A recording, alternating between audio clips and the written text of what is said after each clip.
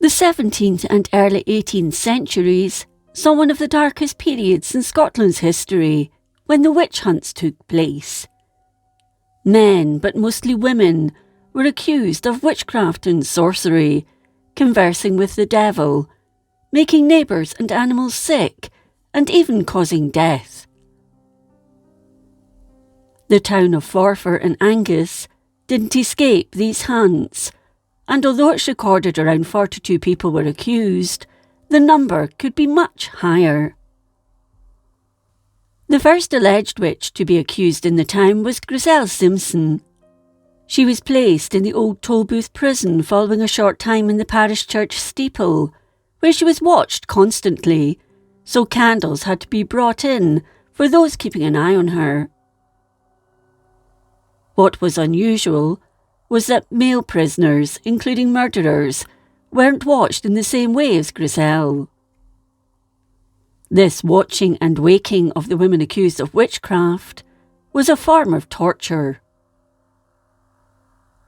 During her incarceration, the windows of the toll booth were closed, so she was kept in the dark, but she wasn't allowed to sleep, the watcher making sure of that, and she wasn't even allowed a fire to keep her warm at night.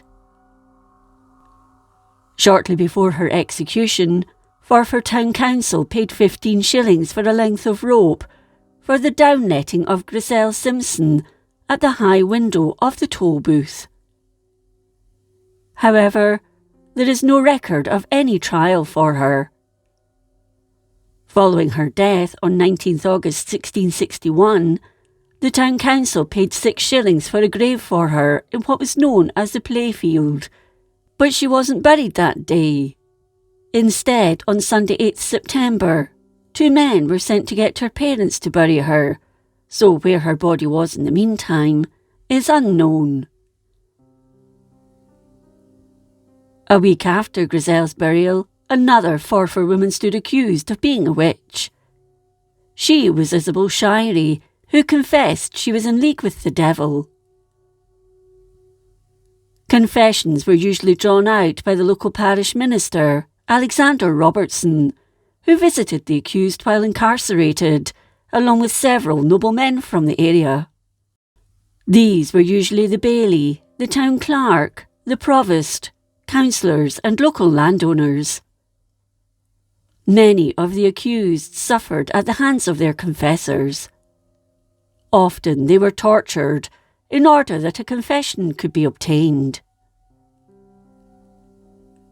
Isabel's confession was taken down between the 2 Sunday sermons, stating she'd met the devil the previous month near Forfar Loch.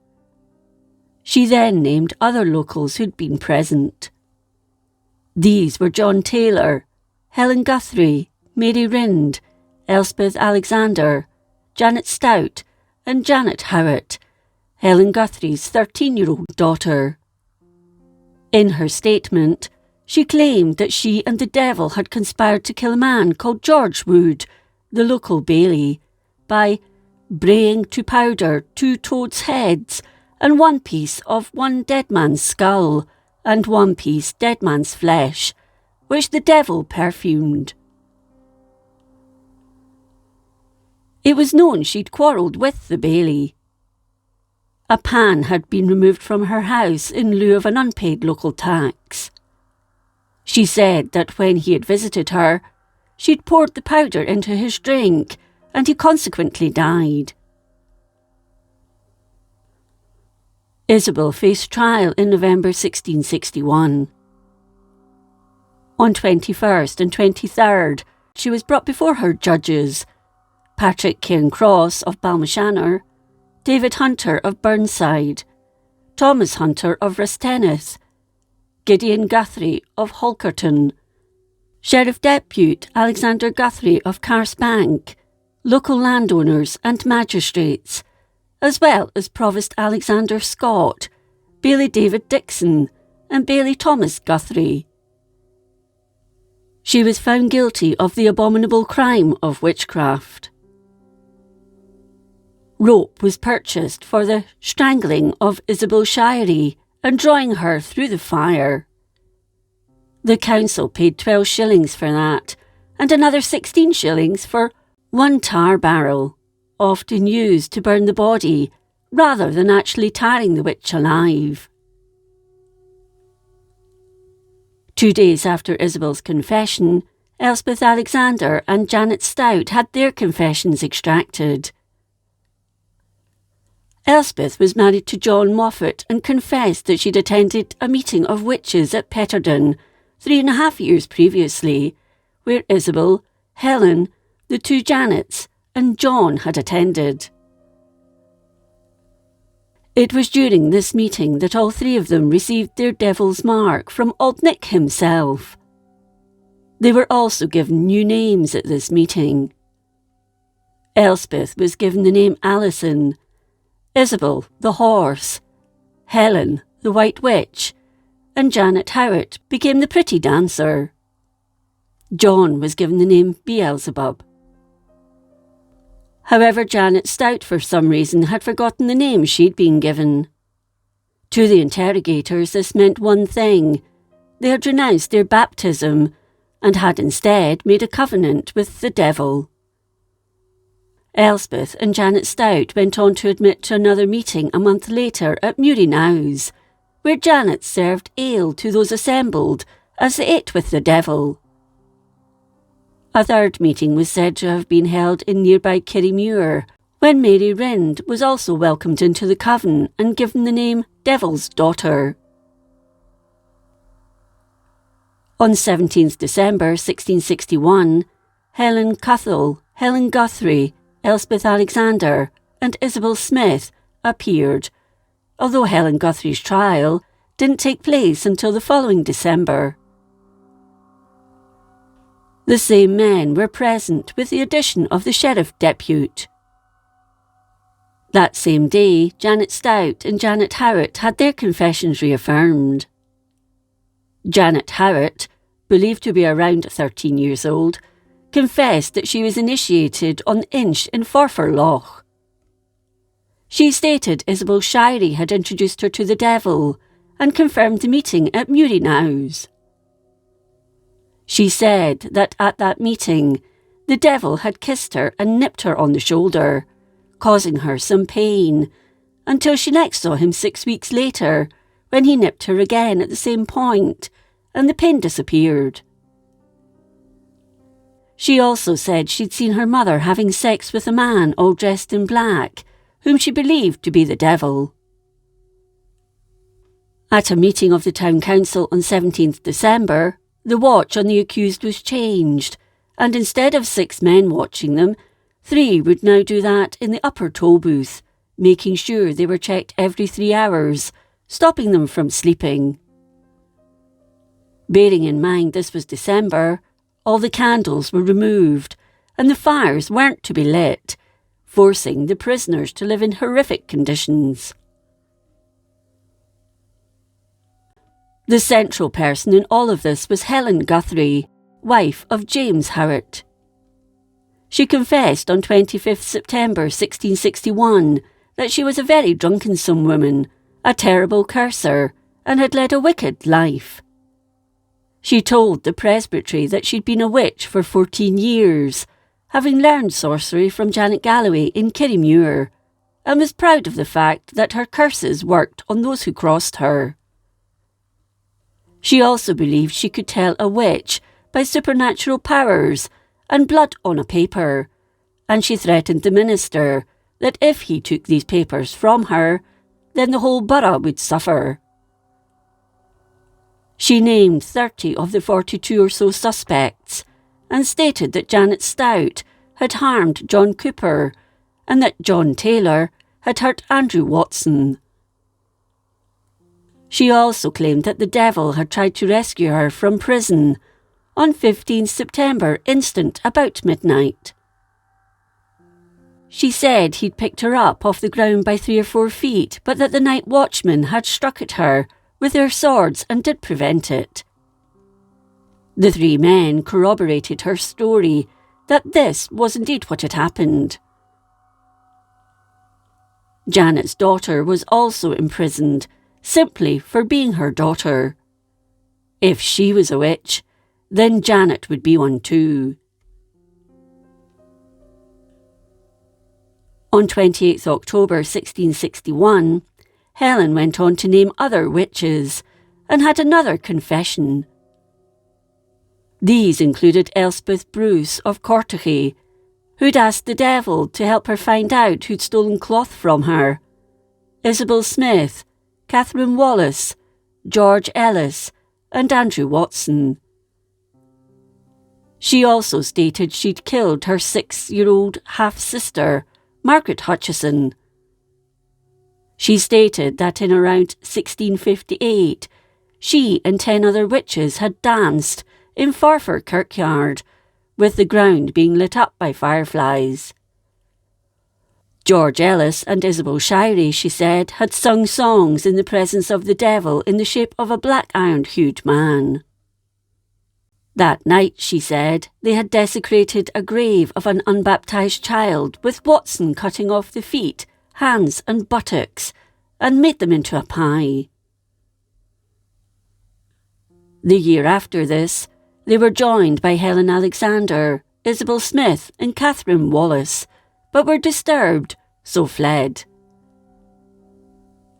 At midnight they met again and made their way to Mary Ryn's house, where they ate, with the devil being the guest of honour.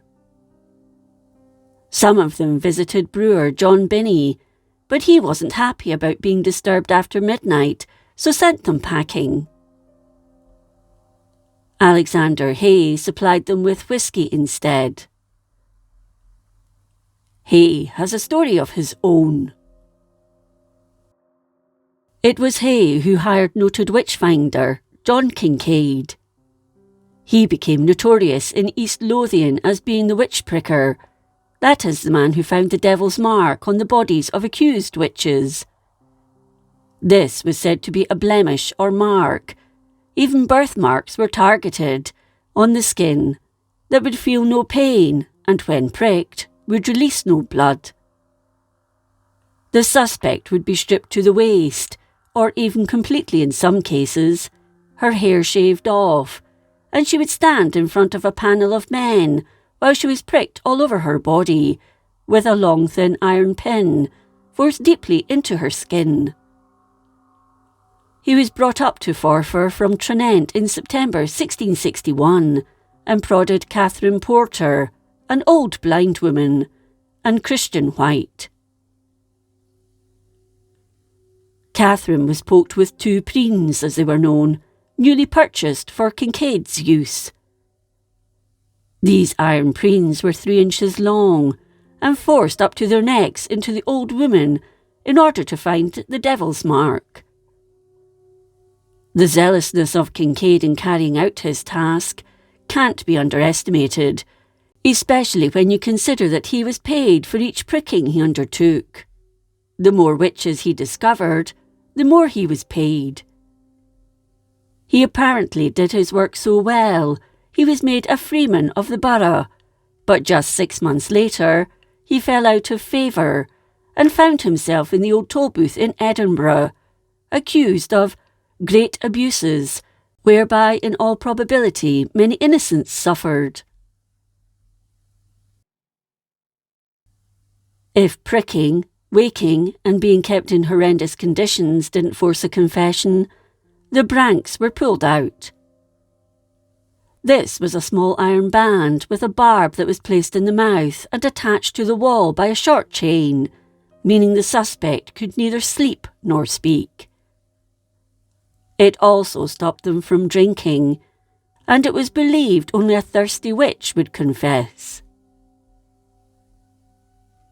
Once, Elspeth Bruce, Janet Stout and Helen managed to demolish the Co.AG bridge by pushing against it with their shoulders. A strong wind whipped up and broke the wooden boards on the bridge. A week before St. James's Day in 1660, she, Isabel Shirey and Elspeth Alexander met at the tavern in Barry, along with 3 women and the devil, who she said was in the shape of a horse. They wrecked a ship in Carnoustie Bay. She also told her accusers that John Taylor had once turned himself into a pig, and she'd seen him destroying the corn in a field belonging to William Mills, a miller. However, Taylor only confessed to seeing the devil at Hulkerton, where he offered to lend him money, but Taylor had refused. He said the devil appeared again at Petterden, but again refused to have anything to do with him. In June 1662, Forfar Town Council ordered that Helen and her daughter Janet be placed in the stocks, or that the windows of their cell be nailed shut, preventing them from looking out of the window hereafter. In November 1662, Helen Guthrie's trial got underway before Sheriff Depute James Keith, Alexander Guthrie, Gideon Guthrie, Thomas Hunter of Burnside, and a Mr. Thompson, as well as the Provost and Bailies. She was found guilty and executed on Friday 14th November by James Bruce of Montrose. She was the last person to be executed for witchcraft in Forfar. As for her daughter Janet, she remained in prison until she was 18 and was likely banished from Forfar, but her fate is unknown. Helen Alexander and Mary Rind were released from prison in April 1663, but were banished from the town. Helen Cuthell, Isabel Smith and Elspeth Alexander were executed on Saturday 4th January 1662, and Elspeth Bruce was also executed that year. In all, around 22 women were executed in Forfar for witchcraft. They were just ordinary people living ordinary lives at the wrong time. Where the bodies of the witches were buried was near the public washing green and the stake where they lost their lives. Many of their bones have since been dug up, thanks to the industrialisation of the town.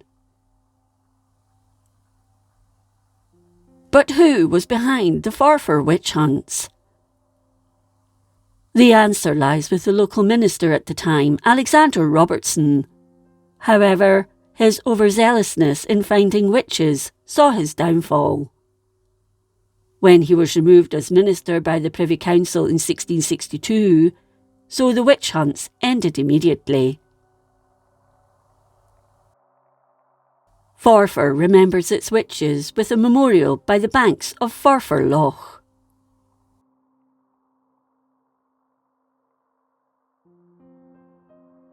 If you enjoyed this episode of Scotland's History, please like, comment and subscribe. Until next time, thank you for watching.